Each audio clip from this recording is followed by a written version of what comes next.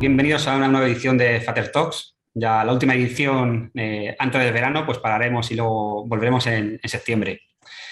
El 14 de abril de 1912 es una de esas fechas que quedan marcadas en la historia de la humanidad. Como muchos presuponéis, la temática del Fater Talk de hoy es la fecha en la que sucedió una de las mayores tragedias de la navegación marítima, el hundimiento del Titanic. Seguramente también eso venga a la cabeza de forma pues, casi instantánea la excepcional película dirigida por James Cameron, que se estrenó en 1998 y que fue ganadora de 11 premios Oscar, y gracias a la cual pudimos conocer lo que le sucedió al transatlántico más famoso de la época, más allá, por supuesto, de la bonita historia de amor entre Leonardo DiCaprio y Kate Winslet. Y os preguntaréis por qué hablamos en un Fater Talk del Titanic, ¿no? ¿Qué relación guarda, ¿no? Esa tragedia con la seguridad laboral? Bueno, pues gracias al invitado que tenemos hoy, Antonio José Millán, Pepe Millán, para los amigos, vamos a ver en los próximos minutos cómo muchas de las causas y errores que provocaron el hundimiento de Titanic son muy parecidas a las que hoy, 110 años después, son responsables de muchos de los accidentes laborales que ocurren en nuestro país cada día. Lo cual nos lleva a recordar el refrán que dice: quien no conoce su historia está condenado a repetirla. Buenos días, Pepe. Bienvenido. Hola, Carlos, buenos días. Bueno, Pepe Muchas gracias Millán, por invitarme. encantado de tenerte ahí con nosotros. Pepe Millán, por hacer un muy breve extracto de su currículum, porque es amplísima, y de su trayectoria, decir que es director de la cátedra AXA de Prevención y una de las voces con mayor experiencia dentro del mundo de la prevención de riesgos laborales. De hecho, fue el ganador del premio extraordinario a la trayectoria profesional en nuestros premios clásicos de Aldívar el año pasado. Por si no fuera suficiente su impresionante currículum, Pepe Millán es además promotor del primer y único pabellón de cultura de la prevención existente a la fecha en nuestro país, que está situado en el Parque de la Ciencia de Granada. Y además es comisario de la exposición ¿Pudo evitarse la tragedia de Titanic? La importancia de la prevención. Con lo cual creo que va a ser un Fater Talk de lo más interesante. Antes de comenzar, como siempre, informaros de que tenemos habilitado el chat para que podáis escribir, comentar o preguntar todo aquello que estiméis oportuno, y luego, si da tiempo, al final del Fater Talk se lo trasladaremos a nuestro invitado. Y también informaros de que este Fater Talk está siendo grabado, porque después lo publicaremos en nuestras redes sociales y nuestro canal de YouTube. También deciros que a lo largo del evento, del Fater Talk, vamos a ir compartiendo diferentes imágenes del Titanic, ¿no? A la vez que Antonio José Millán pues, va respondiendo a las preguntas.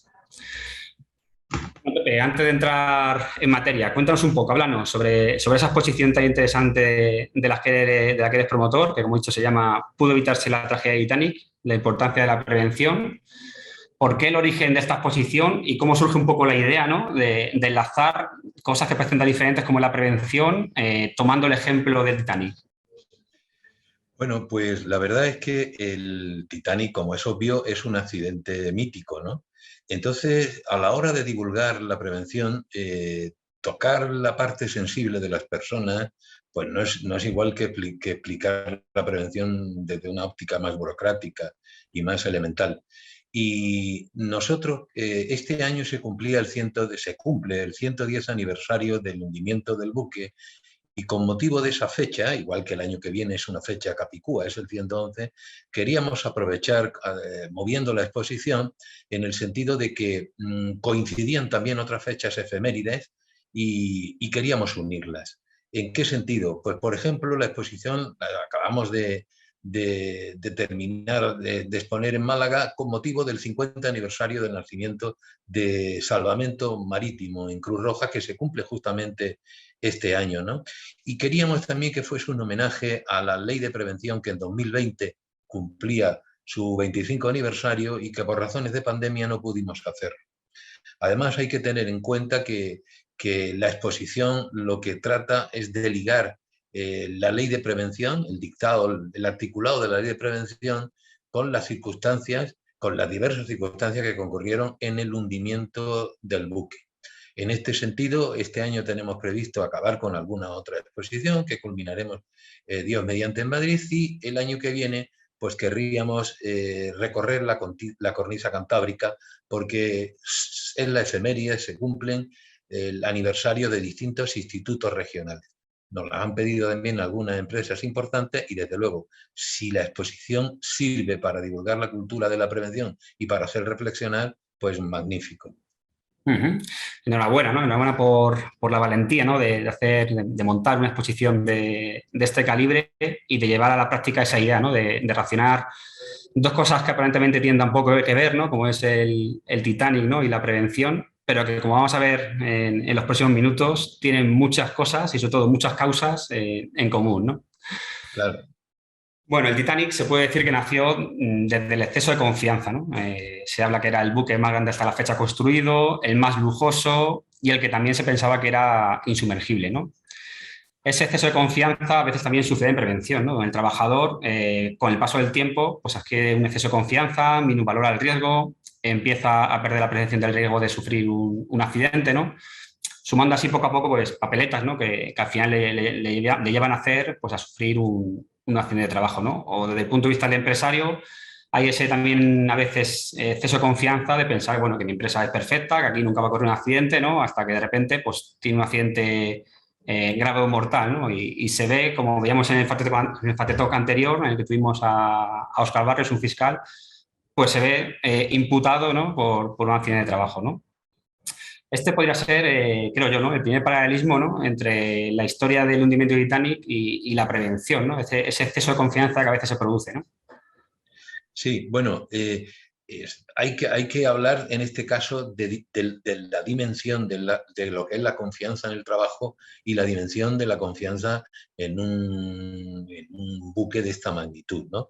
La confianza en el trabajo todos sabemos que es la imprudencia profesional. Cuando la ley dice no impide que sea accidente, la imprudencia profesional, fruto de la habitual confianza, ¿no? Y es verdad que la repetición, la costumbre, pues hace que uno baje la guardia y se relaje. Y ocurren accidentes de trabajo que la ley además lo deja abierto. Dice, no impedirán. Es decir, el legislador dijo, no digo ni que sí ni que no, habrá que estar al caso concreto. En este caso yo creo que ese famoso exceso de confianza del buque insumergible y tal, que además Cameron en la película lo simboliza cuando el presidente de la compañía White Star Line, que es la compañía del Titanic, pues se acerca al ingeniero, el ingeniero era Thomas Andrews, era el ingeniero de los astilleros Harland and Wolff en Belfast, que por cierto cerraron hace un par de años, y entonces le dice, después del golpe con el iceberg, le dice, pero si esto es insumergible, ¿qué ocurre? Que cuando la seguridad del Titanic se analizó, se estudió, se diseñó, pues el ingeniero Andrew diseñó 16 compartimentos estancos, también llamados mamparo, 16 compartimentos estancos de manera que preveía la posibilidad de un golpe, de un choque con cualquier otro barco, por ejemplo. Y en ese sentido, había previsto que se anegaría, se rompería el casco y se anegaría un solo mamparo, un solo compartimento estanco. El problema fue que el iceberg, en lugar de dar un golpe, fue rozando. Y al ir rozando, fue abriendo una a una vías de agua en cada uno de los mamparos. De manera que se iban anegando sucesivamente conforme el iceberg, que por cierto rozó con la parte más dura, que es la parte profunda, y por debajo de la línea de flotación del buque, fue abriendo las chapas y fue abriendo vías de agua.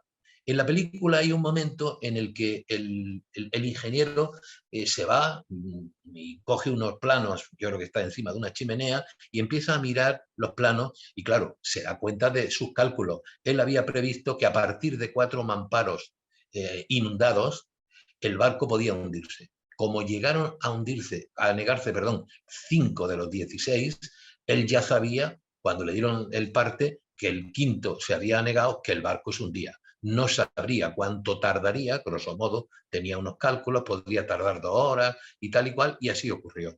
Ocurrió que se anegaron todos. Fue rozando y a partir del cuarto, pues el barco se hundía. De ahí ese mito de si esto es insumergible. Pero claro, la capacidad que tenía el barco era en seguridad era altísima. También es cierto, hay que decir, y saldrá a lo largo de las charlas, y no lo aclararé, que es que el Titanic tenía un solo casco, porque en aquella época no existía la soldadura. y entonces el barco llevaba remaches y llevaba un solo casco con chapas de unos 9, 12 metros, llevaba 3.000 remaches, 3 millones de remaches. Es decir, era frágil en ese sentido. De ahí que tuviesen que articular ese segundo sistema de seguridad, ese segundo mecanismo de ir aislando los compartimentos y algunos se han negado. Ujú. Pero de ahí viene el mito de la insumergibilidad. Ujú. Sí, un exceso de confianza unido también a uno de los principios básicos de la prevención, ¿no? Que es el principio de multicausalidad, ¿no? Que es el principio que dice que Exactamente, todo accidente no tiene una única causa, sino que tiene varias, ¿no? Y vamos a ver. exactamente, exactamente, exactamente. Ujú. Bueno, a raíz precisamente del hundimiento, ¿no? Se vio que el Titanic contaba con fallos, ¿no? Con fallos en el diseño del propio barco, tú lo has comentado, ¿no? Parece que los remaches que revestían la proa del barco no eran lo suficientemente resistentes. Sí. Se habla también que el timón era demasiado pequeño y eso no le permitía girar con la suficiente velocidad que a lo mejor hubiese evitado el choque con el iceberg, nunca se sabrá. También, por supuesto, la falta, ¿no? de botes salvavidas. Decían que bueno, solamente tenía capacidad para un tercio del total de pasajeros, ¿no? Como así se vio, ¿no? Aparte que bueno, muchos salieron sin estar ocupados plenamente, ¿no? E incluso también se dice que los prismáticos de los vigías que estaban al tanto de vislumbrar icebergs tampoco eran los adecuados y que si a lo mejor hubiesen tenido prismáticos oportunos, hubiesen podido ver el iceberg con más antelación y poder haber tomado una decisión con más tiempo, ¿no? Todo Sí. esto, trasladado al mundo de la prevención, pues parece que es el pan nuestro de cada día, ¿no? Es decir, pocos recursos destinados al servicio de prevención, puesto de trabajo con un mal diseño ergonómico, EPIs inadecuados, equipos de trabajo sin sistema de seguridad o que están anulados, en fin, tiene Bueno, muy parecido. sí. Yo, en línea con lo que hablaba de la conexión del Titanic con la ley de prevención, cuando la ley de prevención establece que la seguridad, la prevención comienza en el diseño y termina en el producto, es decir, en la concepción, ahí hay un primer eslabón muy importante en este accidente, que es, por ejemplo, el tema, decía, de un solo casco y con remaches, ¿no? El Titanic, esos remaches que aparecen a la izquierda, son remaches rescatados del batiscafo, una vez que se encuentra, por el batiscafo, perdón, una vez que se encuentra el pecio del Titanic, ¿no? En los remaches del Titanic había dos tipos de acero. Es verdad que sobre el Titanic hay mucha leyenda y tal, pero, que era un acero con mucha escoria. Lo que sí es cierto es que el Titanic, estos remaches los hubo de acero dulce y de acero forjado. Con el acero dulce lo que se selló fueron las chapas de prácticamente del 60% del barco. Y porque se hacían con una remachadora hidráulica. Pero las partes más complicadas, las curvas, la proa, la popa, las partes más estrechas del barco, el acero era acero forjado y se hacía a mano. Lo hacían trabajadores que incluían el remache, lo calentaban y a golpe de martillo pues encajaban las chapas. Las chapas hidráulicas estaban cocidas, por utilizar una expresión, con hileras de aproximadamente tres hileras de remache. Estas últimas, las de las partes más pequeñas, las que estaban hechas a mano, remachadas a mano, pues tenían dos hileras de remache, ¿no? ¿Qué ocurre? Que cuando se encuentra el pecio, pues los norteamericanos, el laboratorio de la Universidad de Princeton, pues lo somete a una prueba. El acero se suele someter a una prueba que se llama la prueba Champi. En la prueba Champi, o el ensayo Champi, como se conoce, lo que se hace es estudiar la transición del material, la transición de dúctil a frágil. Un material frágil es un material que se rompe y un material dúctil es un material que se flexiona. El ejemplo que siempre se pone es el chocolate. Si yo caliento el chocolate, pues lo doblo. Si lo tengo frío, lo rompo. ¿Qué ocurre? Que el nivel de fragilidad, bueno, el agua estaba a -2 grados aquella noche y el nivel de fragilidad del metal estaba por encima de 0 grados. Cuando se golpea, normalmente la prueba se le da con un golpe, con un péndulo al metal, el metal se partía. Y se partía porque además tenía muy poca tenacidad. En este tipo de pruebas la tenacidad consiste en la cantidad de energía que es capaz de absorber el material una vez que se le da el golpe, ¿no? Y entonces, claro, si la fragilidad, es decir, la rotura estaba por encima de 0 grados y el barco iba sumergido en un agua que estaba a -2 grados, estaba claro que cualquier golpe rompía los remaches, más allá de la calidad, de la no calidad. Y luego has tocado otros temas que son muy interesantes, porque, por ejemplo, con respecto al timón, la información que yo tengo, esta parte del timón, nosotros simplemente se la ponemos en una especie de miscelánea en la exposición, haciendo mención al último libro que tuvimos ocasión de leer, que es un libro que se llama Good and Gold, bueno como el oro, y está escrito por una escritora británica que se llama Louise Patten, que era la esposa del secretario de Educación, es un lord del Partido Conservador. Entonces, ella, curiosamente, es la nieta del segundo oficial del Titanic, de Lee Toller. Y en este libro, salió en el año 2010, dice que relata el secreto mejor guardado de la historia, que su abuelo lo ocultó por ser fiel a la compañía White Star Line y evitar indemnizaciones, etc. Y dice que el problema fue que el timoner obró como si el barco, cuando tuvo que maniobrar, como si el barco se fuese un barco de vela, siendo un barco de vapor. Esa hipótesis es relativísima, porque ahora después, si queréis, os explicaré algún experimento que hemos hecho con el Colegio de Ingenieros Navales y vemos que el barco siempre, cualquiera que hubiera sido la maniobra, siempre golpea, si giras a estribor, si gira a vapor, si aceleras la velocidad, si reduce velocidad, si paras máquinas. De hecho, tenemos un interactivo en la exposición que la gente puede automaniobrar y ver cómo se producen esas maniobras según lo que hagan, ¿no? Y siempre choca con el iceberg. Bueno, visto lo visto, pues se podría decir que cada acción de trabajo que ocurre es realmente como si fuera un pequeño hundimiento de Titanic, ¿no? A pequeña escala, es decir, en el sentido de que Claro. pues multitud de pequeños errores concatenados, ¿no? Que al Y final... Carlos, si perdona un segundo, y has tocado dos temas muy interesantes, porque has tocado el tema de los prismáticos. El tema de los prismáticos es uno de los temas más importantes, porque, bueno, más importantes, aclaro, cuando el barco va a salir de Southampton, en Inglaterra, hacia Estados Unidos, hacia Nueva York, pues la compañía White Star Line, al segundo oficial, que era David Blair, le cambia el turno.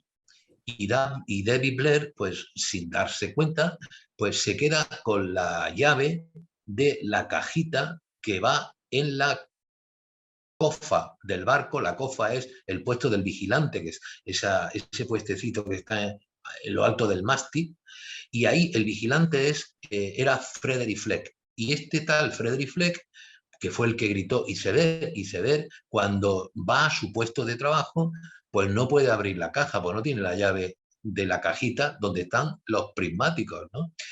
Un tema tan elemental como este, la ley dice que los trabajadores tienen que tener equipos adaptados a su puesto de trabajo. Si eres vigilante de un barco y no tienes prismáticos, pues va como el que va en el autobús, ¿no? Cantando al salir del campamento con una manzana. ¿Y qué ocurre? Que esta criatura, cuando investigan el accidente, el comité de los Estados Unidos le pregunta: ¿a qué distancia avistó usted el iceberg? Y dice: yo lo avisté a 400 metros.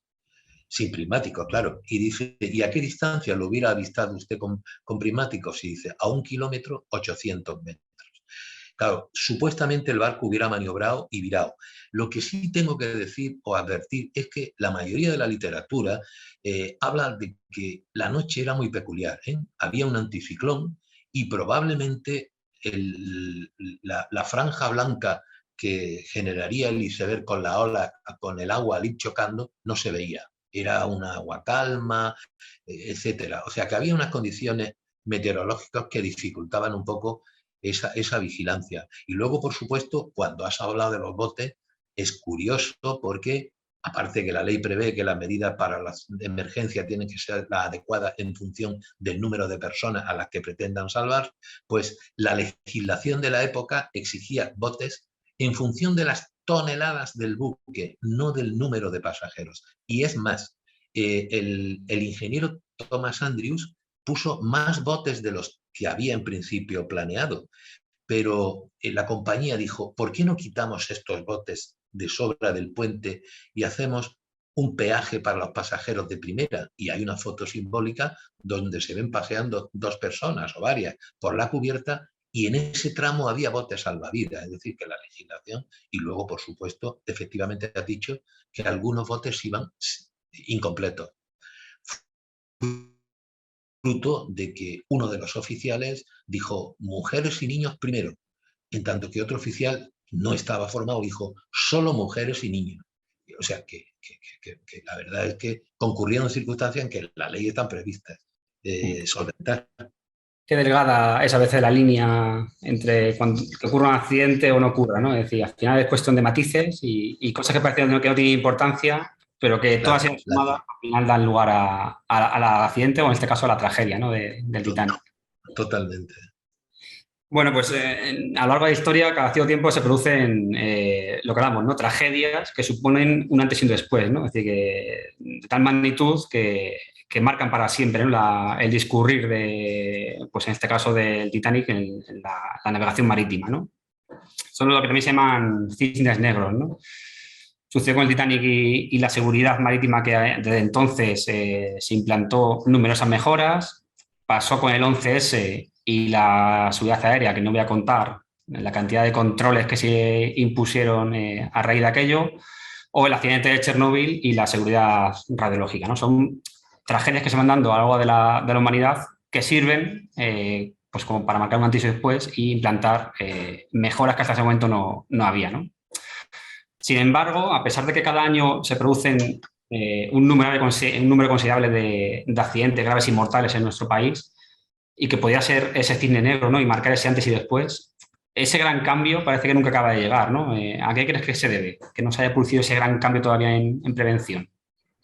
Bueno, yo creo que por la atomización, es decir, los accidentes graves y mortales, la dispersión de los accidentes graves y mortales en materia de seguridad, prevención con carácter general en las empresas, pues yo creo que, primero, desde luego está claro que después de un accidente se toman las medidas adecuadas para que no ocurra, siempre con cuidado en el sentido de que una de las cosas que a mí me preocupa a la hora de analizar la seguridad es el conocido sesgo de retrospección. Es decir, algo así como hacer la quiniela los lunes. Si hubieras hecho esto, claro, eso además en la legislación está protegido. O en alguna ocasión he contado que eso figura en la ley de consumo en materia de juguetes y tal, en el sentido de que no prejuzga culpabilidad el hecho de que no hubiera estado puesto antes. Y eso los americanos lo tienen muy claro. Muchas veces he puesto el ejemplo del tren Alvia. Pues cuando estaba tenía el sistema ASFA y no el RTMS, que era el europeo. Si cuando fue el accidente ponen de inmediato el RTMS, pues el juez hubiera dicho, ve usted, si esto hubiera puesto, si hubiera estado puesto, ¿qué ocurre? Que para no retraer el arreglo de ese problema, para que la persona no oculte cómo se podría haber evitado el accidente, eso no prejuzga culpabilidad. De manera que ocurre el accidente, ponemos el freno RTMS y no pasa nada, y luego tendremos el juicio, pero eso no prejuzga culpabilidad. Bueno, pues en este tema de los accidentes que decía, mortales y graves, como hay mucha dispersión, pues casi toda la política preventiva pues está muy orientada a las buenas prácticas, a ver si copio, ¿no? Esa especie de benchmarking, a ver si copio de aquel, a ver cómo lo hizo y cómo no me ocurre. En materia de cisnes negros hablamos de temas mayores, ¿no? No digo accidentes mayores en el sentido jurídico del término, sino temas mayores. Y desde luego el Titanic dio lugar, como ponéis ahí, a que apareciese un convenio que fue el convenio SOLAS, que es un convenio, yo no sé por qué edición irá, ahora irá por la 7ª edición. Los buques tienen doble casco, por supuesto tienen que tener botes salvavidas. Hoy ya hay botes de última generación que llevan incluso alimentos dentro y geolocalizadores, etcétera. En fin, hubo un cambio altísimo. Y en la aviación también se ha producido, pero no ya por el 11S, que el 11S nos ha inundado, nos ha negado los aeropuertos de controles de explosivos, en los zapatos, siempre porque han descubierto a alguien que lleva explosivos. De cada accidente ocurre. Y un tema muy interesante, por ejemplo, en aviación, es que la Federación Americana de Aviación, en el año 2013, dictó lo que ellos llaman una SAFE, una regla de seguridad. ¿Por qué? Porque ellos habían detectado lo que denominan el capitán silicio. Y es que en los accidentes analizados aéreos en los últimos 10 años habían visto que había un abuso del piloto automático, de ahí que hablen del capitán silicio. Y esa SAFE, esa recomendación a las compañías, obliga a que el piloto lo haga manualmente al menos la mitad del trayecto.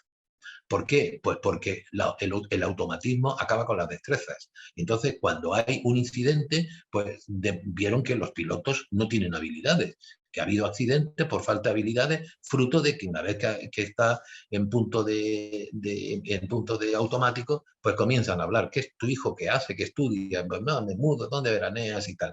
Y luego, por supuesto, en materia nuclear, como decía, pues yo creo que Chernóbil ha servido fundamentalmente para generar un movimiento antinuclear muy importante, ¿no? Igual que ha ocurrido con Fukushima, ¿no?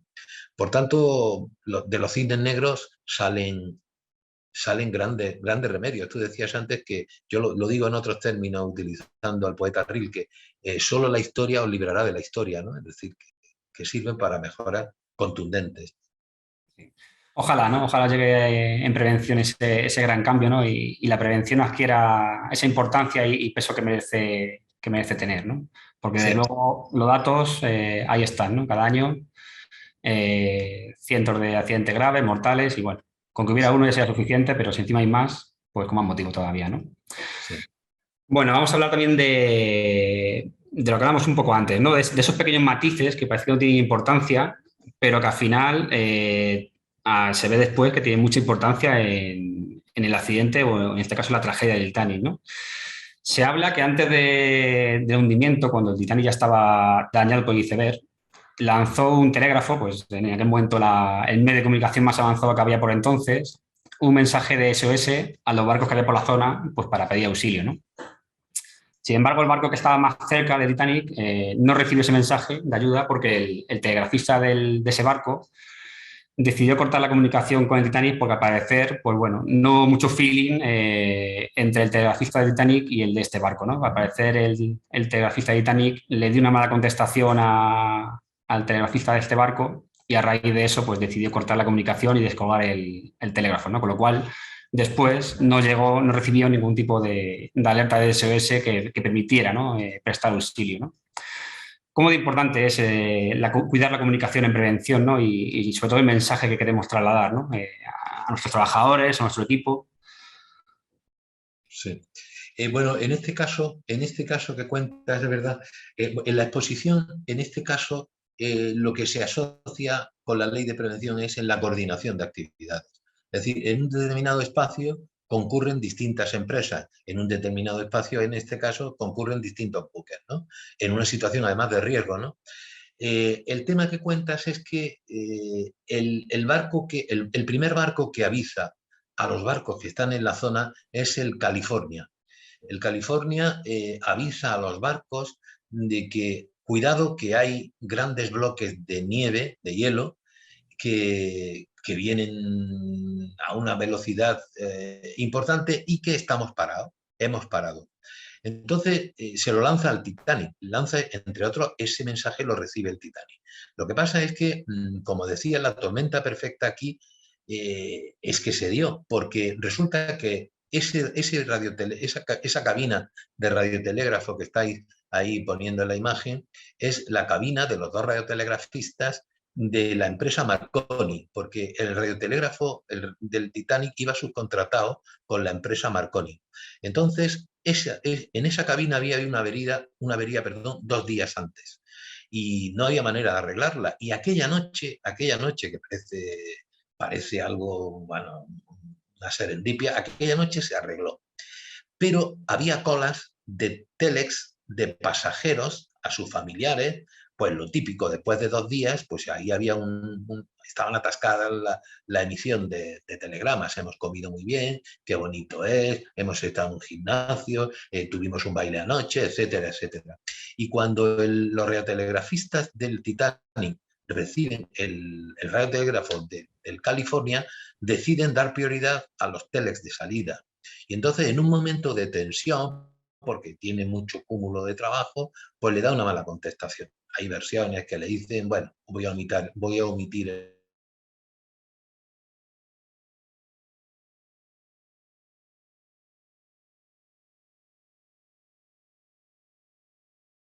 puñeta, ¿no? Por decirlo suavemente. ¿Qué ocurre? Que en esa controversia, el capitán del barco Carpathia, que era el capitán Stanley Lord, pues le avisa un suboficial de que está viendo señales blancas.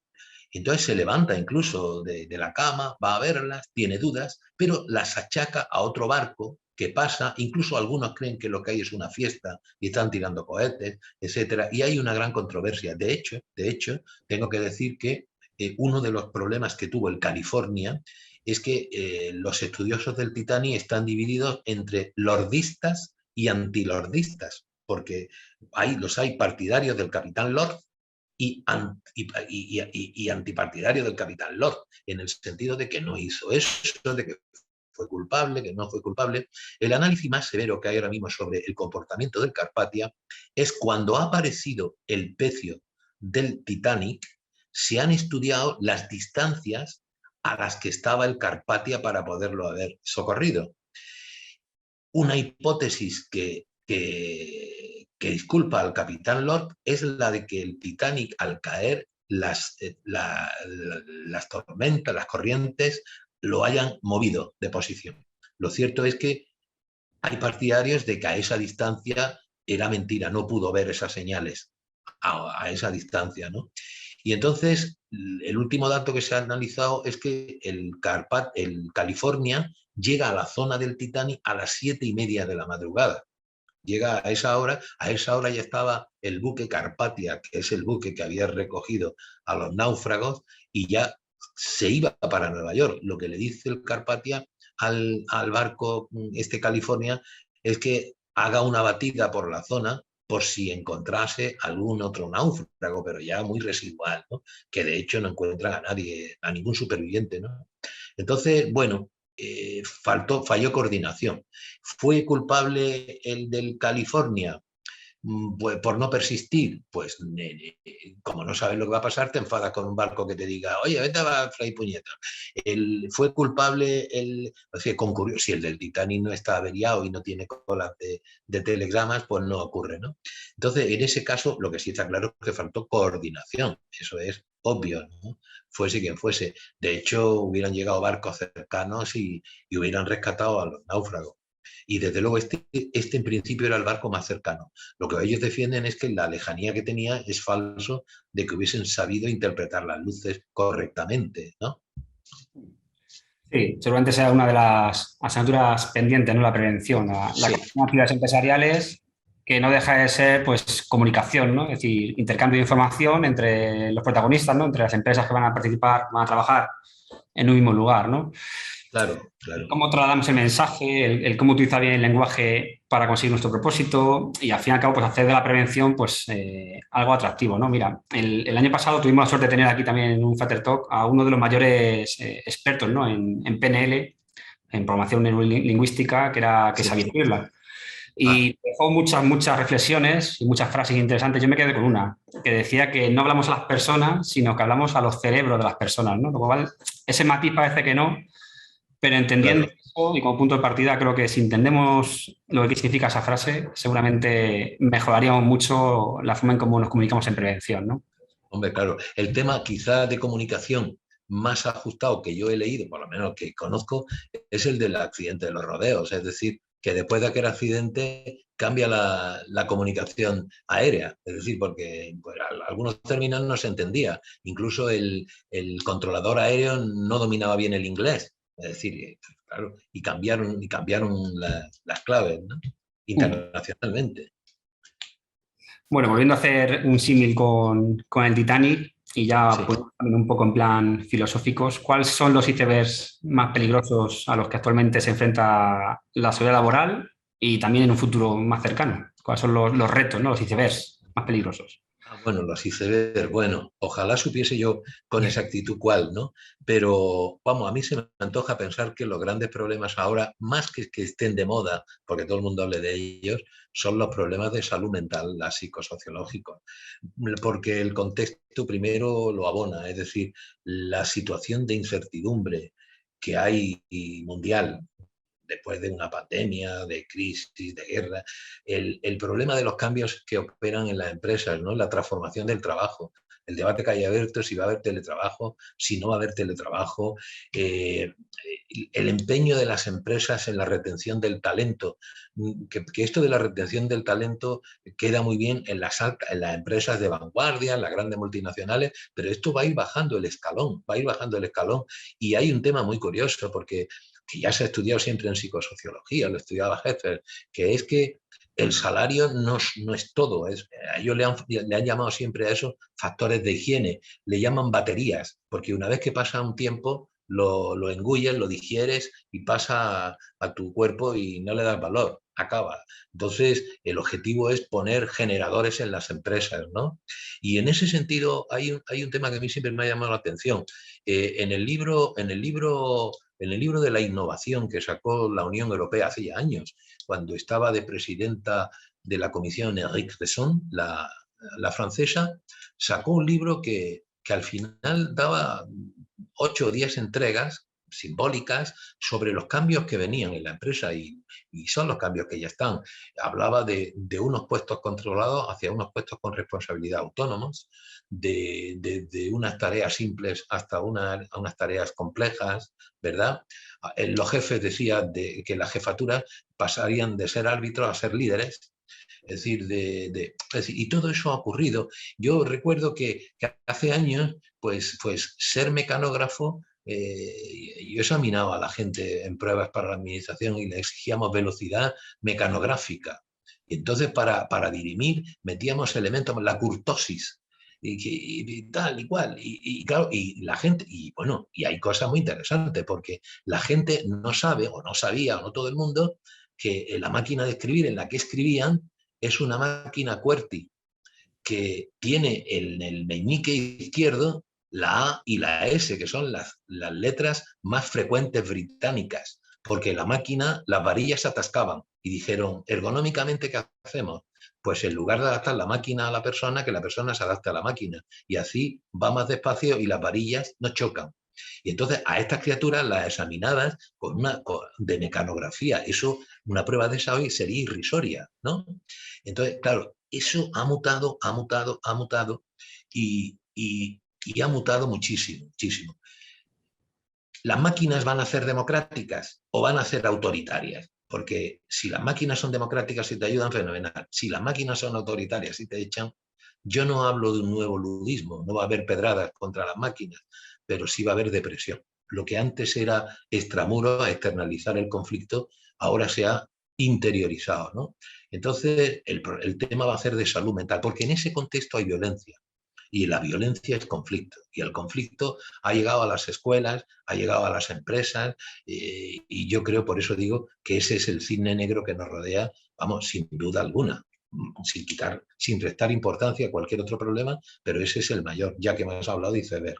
Sí, la verdad es que todos los que nos dedicamos a la prevención tenemos un futuro por delante apasionante, ¿no? Es decir, tenemos los retos que ya veníamos tradicionales, ¿no? Que ya veníamos arrastrando y que todavía no hemos Sí, solucionado. sí. Y se van a sumar, pues, todos esos nuevos retos que tú acabas de comentar, ¿no? Bueno, te quiero decir una cosa, Carlos. No sé qué éxito tendrá en esta dialéctica avance y tranquilidad, por utilizar un término que seguro que no es el acertado, pero no sé si habéis leído que en 2020 se han vendido 1.000 millones de teléfonos tontos. Llaman teléfonos tontos a los que no son smartphones, ¿eh? Y no sé si habéis leído que la encuesta que acaba de dictar Reuters con la Universidad de Oxford habla de que el 60% de la población se está desconectando de los informativos. Se ha desconectado porque no les aporta más que tensión, etcétera. Eso es la punta, hablando de iceberg, es la punta de un iceberg que viene. Pues yo creo que va a haber movimientos sociales muy importantes de ruptura parcial de los modelos, que van a hacer reflexionar a los modelos para replantearse, porque como en todas las organizaciones hay 4 partes: inicio, consolidación, desorganización y reorganización. Entonces yo creo que ahora mismo estamos en una desorganización por mucha informática, digitalización, que nos va a llevar a una reorganización en la que va a tener parte estos movimientos sociales y esta reflexión de, no te digo felicidad, pero sí de estabilidad emocional. Sí, al final, bajo mi opinión, ¿no? Lo más importante es anticiparse, prevenirse y, bueno, ver con antelación los acontecimientos, ¿no? Para eso, Claro. ¿qué es lo que necesitamos? Pues, otra vez hacer un símil con el Titanic, tener unos primáticos adecuados, ¿no? Es decir, no tener los primáticos de corto alcance que tenían los vigías de Titanic, sino tener otros que nos permitan anticipar. Claro, claro, claro, claro, esos primáticos. Y luego además hay un tema muy importante que es que la gente que estemos formados, Carlos, porque y la formación tiene que ser de por vida y permanente, ¿no? Y la ley de prevención habla de formación y habla de formación teórica y práctica, que yo siempre pongo el símil del extintor. Primero, si tienes extintor en casa, que seguramente no se tiene. Y segundo, si has hecho una práctica. Porque fíjate, en el Titanic hay un tema muy interesante, que es que hay el capitán del buque que va en auxilio de los náufragos, va el buque, es el Carpathia, es el capitán Arthur Rostro. Y fue condecorado por la reina, nombrado comodore y tal, por su actuación, porque estando dormido, digamos, en su cama, pues lo despierta un marinero y le dice que hay que socorrer a un barco, tal y cual. Y estando soñoliento, que se está vistiendo, toma más de 16 decisiones acertadas. Entonces, esa cualificación tan especial, que a mí siempre me llamó la atención, y cuando estudiaba el tema, recuerdo que leí del profesor James Reason. James Reason es un catedrático de Manchester, este hombre es muy mayor, pero es probablemente el mejor especialista del mundo en grandes siniestros. Ha estudiado el accidente del Challenger, todos los grandes accidentes del mundo, ¿no? Y yo coincidí en Granada con él en unas jornadas y le pregunté, profesor Reason, ¿por qué llama héroe al capitán Rostro en sus libros? Y me dijo, pues porque yo he tratado, Millán, de enlatar, era la frase que utilizó, además no se me olvida, enlatar a estas personas, tipificar a estas personas, pero no lo he logrado. Por eso les llamo héroes. Son personas que se salen de lo común. ¿Y por qué digo esto? Pues porque en prevención yo he observado muchas veces que en los planes de emergencia, pues a la hora de nombrar la brigada, pues dicen Ricardo Fernández, tu brigada, tú cubres cuarta planta, pero nadie ve la cualidad, la actitud, la capacidad. Claro, nombrar en un papel a gente es muy fácil, pero cuando hay una emergencia, si no tiene práctica, enseñanza práctica y desde luego no tiene cualidades, el plan de emergencia no sirve para nada, ¿no?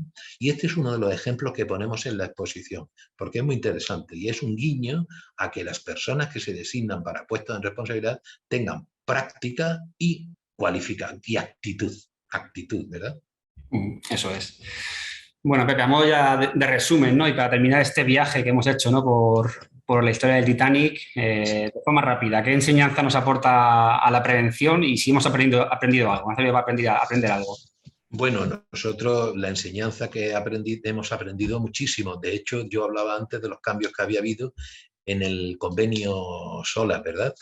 En el convenio SOLAS.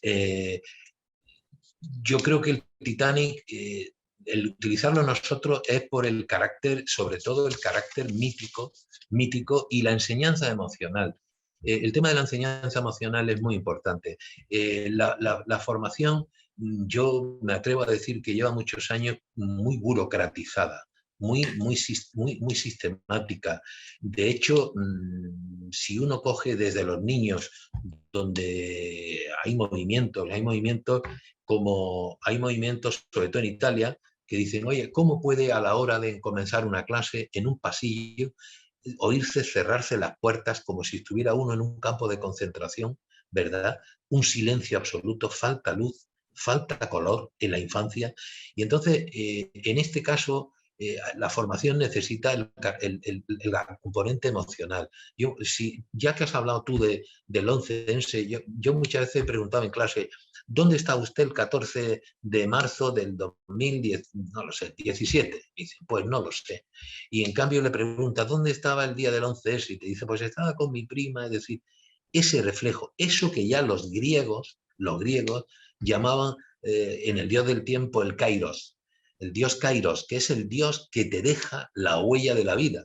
Cuando ellos tenían tres dioses, el dios Cronos, el dios Kairos y el dios Aion. El dios Cronos es la nada, es un reloj para nosotros, el cronómetro.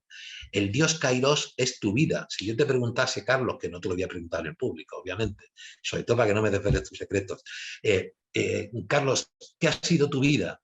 Pues tú vas a hacer, tu cerebro va a hacer un recorrido y un extracto y una selección y va a hablarme, va a contar lo que de verdad ha sido su vida, lo que se te ha quedado.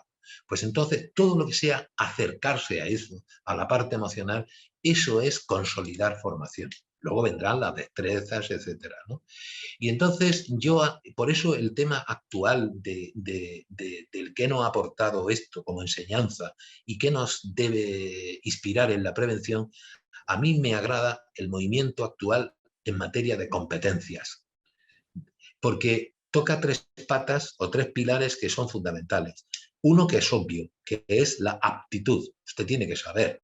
Si no sabes, es que el cerebro no te funciona. La segunda es querer, que esa es la actitud. Es como cuando un alumno entra en clase y va para cumplir el horario, pues no va a aprender. Y la tercera es las destrezas, saber hacer. O sea, saber, querer, saber hacer. Entonces, ese movimiento que hay actualmente en prevención debe ser muy importante porque va a ser una vuelta de tuerca para que los prevencionistas salgan formados de verdad, de verdad. Por supuesto, concienciados y de verdad. Y accidentes como este y los grandes accidentes son los grandes motores que nos permiten que la gente los conozca. Por eso, un accidente que ha sido como este, que ha tenido varias versiones de películas y que es actualidad y que estoy convencido que dentro de unos años, igual que el Parque Jurásico se está renovando ahora, pues se renovará el accidente del Titanic. Pues es fundamental. Estos cines negros al final en la enseñanza, lamentable o afortunadamente, son fundamentales. Y hablando de eso, antes te dije que si se podía haber salvado el Titanic, me dije un momento, ¿por qué ocurrió y tal? Y te dije, hicimos una experiencia con el Colegio de Ingenieros Navales en el sentido con las maniobras. La única hipótesis, y hablo de hipótesis, de que el barco de que no hubiera naufragado, se hubieran salvado los 1.500 y pico personas que murieron, es que hubiese chocado de frente. Si el barco choca de frente contra el iceberg, la primera hipótesis es que se hubiera anegado un solo compartimento, no hubiera rozado. Y aún a riesgo de haberse hundido, hubiese tardado más tiempo, con lo cual hubiesen llegado los barcos a auxiliarlo y se hubieran salvado muchísimos más pasajeros. Repito que es la hipótesis más fiable. Muy bien, Pere, pues si te parece pasamos a las preguntas del chat, que hay algunas. Sí te pido por favor brevedad, pues llevamos vamos un poco mal de tiempo, con lo cual sí te pido que sean respuestas cortas, ¿vale? Mira, pregunta Rebeca García, ¿crees que pudo evitarse el hundimiento? Y bajo tu opinión, ¿es posible prevenir todas las causas que pueden generar un accidente? Se pueden prevenir todas las causas de un accidente salvo que falle alguna barrera y desencadene el resto. Cuando yo hablaba de Rison, él defiende la teoría del queso suizo, que es que hay momentos en que caen todas las barreras. Entonces, cuando uno analiza a toro pasado el accidente, pues evidentemente es fácil. A priori, o hay una obsesión y una creencia en evitarlas, o se burocratizan, ¿eh? Y yo creo que nosotros ya hemos atravesado una época, digo la hemos atravesado porque ha pasado de mucha prevención papel. Hemos tenido una prevención papel por razón de que las responsabilidades se han multiplicado y ha habido un énfasis en penalizar las conductas y generar un miedo que ha llevado a la gente al papel, por otra parte lógico. Y ahora es la era de la técnica. Hay que aplicar la técnica y la formación, porque aquí al final hay fallos humanos y fallos técnicos. El fallo humano se nos supone que, salvo que estés bien formado, es irreversible. Y el fallo técnico, pues cada vez hay más innovación y más garantía de que no ocurra, más tecnología. Ujú. Pregunta David Revilla también algo relacionado que tú ya has hablado sobre el tema de la formación. Dice, la formación es una de las grandes bazas que tenemos para prevenir accidentes. ¿Cuántas vidas se hubieran salvado en el Titanic si la tripulación hubiese estado formada de emergencia, si se hubiese hecho un simulacro? ¿Y cuántas vidas se salvarían cada año por accidente de trabajo si el trabajador recibiera una correcta formación? Bueno, en el Titanic se hubieran formado, pues me parece que te dije que se hubieran evitado 1.517 vidas, ¿no? Entre otras razones, no se hizo un simulacro de emergencia porque parece que el capitán Smith pues cambió el día y decidió celebrar misa ese día y no dio tiempo porque ocurrió el cuarto día. Eh, en cuanto a salvar vidas en accidentes de trabajo, antes cuando la gente habla de las estadísticas en todos los foros, pues se habla contundentemente de muchos accidentes. Yo quiero dar un toque de atención a que gran número de accidentes son no traumáticos, ¿eh? Y la gente no está hablando de esto, son infartos de miocardio y no se puede separar las situaciones de estrés que se están viviendo y las situaciones de salud mental con los accidentes. Pues claro, según el foro se hablan de muchos accidentes porque queda muy bien, porque alimenta el nicho de trabajo, si queremos llamarle así, y por otra parte nos analiza que gran cantidad de accidentes son muchos in itinere, que bueno, pero in itinere además con infartos, por infartos. Sí, y muchísimo, desde luego, yo la estadística que estaba barajando, los mortales, hablo de los mortales sobre todo, son accidentes provocados mucho por causas no traumáticas, es decir, infartos de miocardio, ¿no? Por tanto, bueno, vamos a ver la estadística de accidentes. Y luego no ha existido nadie que haya puesto todavía lo que se llamaría un algoritmo del riesgo. Es decir, ¿a cuántas situaciones de riesgo se enfrenta una ciudad o un país o un polígono industrial para saber si se avanza o se retrocede? Pues claro, las situaciones de riesgo pueden ser infinitas, ¿no? Eh, no lo sé. Ahora mismo, por ejemplo, yo hablaba de accidentes de tráfico. Pues aquí en España estamos por reducir las velocidades y tal y cual. Y el otro día el director general de tráfico. En Holanda están por los espacios abiertos, que consiste, perdón, en que no hay aceras y tú te cruzas con el tren, con el tranvía, con la moto, con la bicicleta, pero se supone que ahí lo que opera es lo que se conoce como homeostasis o compensación del riesgo en psicología, que es que cuando crees que estás en situaciones de peligro, tienes más precaución. Y entonces vas despacio y hay menos accidentes en Holanda. Y allí no hay aceras, la superficie de la calle es plana y tú miras, hay unas señales y te cruzas. Yo voy en Alemania y me cruzo frente a un tren, a un tranvía, y me echo a un lado y el tranvía pasa. Y aquí, para que pase un tranvía, pondríamos una barrera, 27 semáforos, es decir, porque hay una componente humana muy importante, repito. Yo no quiero ser cursi, pero quiero decir que el caso más claro que yo he visto de homeostasis o compensación del riesgo, es decir, la prudencia cuando tienes peligro o la osadía cuando no lo tienes, fue cuando se implantaron los pasos de peatones, que se multiplicaron los atropellos, porque la gente se creía protegida porque estaba en su territorio el paso de peatones. Y el paso de peatones es una señal, no es una medida de prevención. Y se multiplicaron. Bueno, pues de eso va. Muy bien, pues De eso va ya todo. la última pregunta del chat, por favor, muy rápida. La plantea Andrés Ruiz. Dice, Pepe, una pregunta. Como has dicho, había el doble de número de pasajeros que plazas en los botes de salvamento. ¿No crees que lo que más falló fue el no haber previsto un buen plan de emergencia y evacuación? Y también sigue preguntando, el accidente tal vez no se pudo evitar, pero el fallecimiento sí. ¿No hubo un exceso de confianza que era insumergible? Y por otro lado dicen que esa confianza también se trasladó a algunos pasajeros que pensaron lo mismo y no quieren subir a los botes. Y luego ya dice que por último, ¿qué nos puede decir de la orquesta Titanic que trabajaron hasta el final, como auténticos héroes? Sí, bueno, yo a todos les diría sí, sí, sí, sí, porque llevan razón. Falló en los planes de emergencia, etcétera, etcétera. Quizá lo más entrañable, me voy a ir a la última parte, que fue la orquesta del Titanic, que efectivamente parece que está confirmado que se quedaron encubiertas hasta el final cantando una canción. Hay un debate sobre la canción, pero es una canción muy bonita, que es Cerca de ti, Señor. que es una canción muy entrañable. Yo tuve la ocasión de oírla en Holanda a la orquesta de André Rieu. Tocó la canción en una plaza en el centro de Ámsterdam y yo te puedo decir que la canción fue pues un lloriqueo, porque apenas empezó habría 20.000 personas, ¿eh? Todo el mundo llorando, ¿no?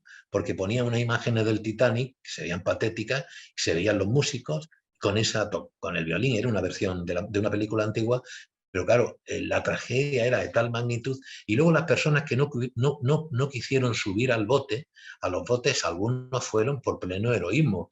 Ahora hay el presidente de la Fundación Titanic, Jesús Ferreiro, pues viene dando conferencias sobre los supervivientes del Titanic, ¿no? Y entre las historias que narra, por supuesto, yo creo que es el que más sabe en España de este buque, además ha estado con náufragos, ha hablado con náufragos y tal. Entre la historia habla de matrimonios que Cameron lo simboliza, se quedan en su camarote abrazados y le anean por amor, ¿no? Entonces, el Titanic está plagado de historias entrañables. Igual que está la historia del armador, de Bruce Ismay, que pegó un bote y se coló en el barco y vivió amargado, acabó suicidado, ¿eh? Acabó suicidándose al cabo de los años.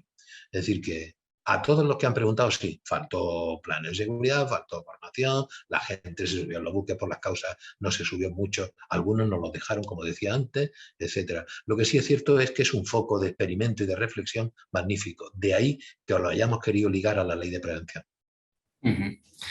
Muy bien, Pepe, pues llegamos al final.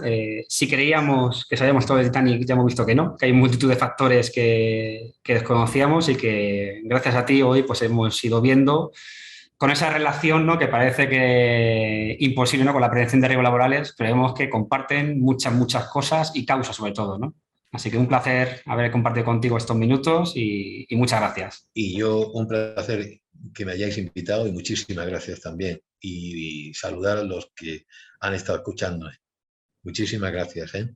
Por supuesto, gracias a todos los que habéis asistido en esta jornada y doy paso a Natalia Fernández Laviada, que va a cerrar este acto, que es nuestra subdirectora general de Prevención, Calidad y Comunicación. Natalia, cuando quieras. Muchas gracias, Carlos. Pepe, como siempre, un placer escucharte. Podríamos estar así toda la mañana porque eres un fondo infinito de conocimiento en todas las materias y siempre me sorprendes. Nos acompaña en las diferentes exposiciones de carteles por España y yo que te escucho todas las veces, pues siempre aprendo alguna cosa nueva. Lo que me ha quedado claro con esto del Titanic es que ese barco se hundía sí o sí. O sea, no había más, a pesar de que, digamos, o hemos hablado si se podría haber evitado, a veces esa multicausalidad o esa tormenta perfecta parece que hace imposible que en este caso no se hubiera hundido, ¿no? Porque has hablado de exceso de confianza, del buque con esos 16 compartimentos que al final hubieran dado lo mismo, de diseño en el trabajo cuando has hablado de los remaches y del material que se utilizaba, has hablado de equipos de los equipos y de la falta también de formación y de la falta de equipos suficientes cuando hablabas del timón pequeño o de la falta de escasez de botes, que ni siquiera se hizo el simulacro porque se cambió de día y por tanto no se cumplió con el mismo, de una falta de organización por falta, por otro lado, de los prismáticos donde tenían que estar en la organización básica de las personas allí mismo, una falta de coordinación de actividades preventivas cuando has hablado del SOS o del telégrafo, también de una falta de formación en simulacros, en evacuación, en emergencias, es decir, que si vas analizando cada uno de los puntos que dentro de la ley de prevención en sus diferentes articulados nos van diciendo que tenemos que hacer, de una manera u otra o se conculcaron o no se hicieron o se pasaron por encima o se obviaron, en conclusión el buque se hunde, ¿no? Bueno, muchas gracias por este repaso de la ley de prevención a través del Titanic. También nos has hablado como un iceberg auténtico del tema de la salud mental, que nos más o menos no es una tontería porque está claro que es uno de los problemas que tenemos en la sociedad actual y que tenemos que trabajar en ello, y como siempre la importancia de la formación y de las enseñanzas que vamos aprendiendo con cisnes negros o no. Esperemos que no hayan falta muchos cisnes negros como el del 11S o el Chernobyl, ¿no? O el Titanic, para poder aprender y actuar de manera diferente. Muchísimas gracias, Pepe. Y gracias, ya para terminar, sin darnos cuenta, ha llegado el verano, ha llegado también el fin de la segunda temporada de nuestros Frater Talks, que nacieron, quiero recordar, hace 2 años precisamente con la pandemia, cuando tuvimos que reinventarnos y queríamos seguir llegando con formas de comunicación, como es precisamente esta forma de sensibilizar, que así empezó Pepe diciendo que el utilizar el Titanic no es nada más que una herramienta para llegar a la gente, para llegar a las personas a la hora de hablar de prevención, de seguridad, de salud y de bienestar laboral. Hemos realizado 23 ediciones ya, hemos hablado de muchísimas temáticas, hemos aprendido mucho a lo largo de todas ellas. Solamente para hacer un repaso muy rápido de la última temporada, hemos hablado de drones con Juan Carlos Bajo y con Carmen Alvarado, hemos hablado de liderazgo saludable con nuestra querida Sonia Medrano y su libro La inspiración de los lunes, hemos hablado de seguridad vial con el presentador del programa de televisión Seguridad Vital, Carlos Hilfels, hemos hablado de salud mental con Sara Reyes, del mundo Learn Safety con Dolores Rico e Ignacio Cabo. Hemos compartido las claves del sueño con el doctor Álvarez, la importancia de un adecuado descanso. Hemos hablado de la prevención de las enfermedades profesionales con Serrat García y con José Ignacio Mora. Hemos tenido la ocasión de que incluso un TEDx nos hable de la gestión del miedo y de cómo tenemos que tomar las decisiones, y en la otra última sesión del papel de la inspección de trabajo y del Ministerio Fiscal. Hoy hemos cerrado con el Titanic, ponemos un punto y seguido a nuestros Frater Talks, descansaremos en julio y en agosto, volveremos en septiembre con las pilas cargadas, con esa batería que decía Pepe perfectamente llena a tope. Muchísimas gracias a todos los que nos habéis acompañado durante esta temporada, todos los días de nuestro Frater Talk, de las otras ediciones. Muchísimas gracias a los expertos y a las expertas que habéis participado en cada una de estas sesiones.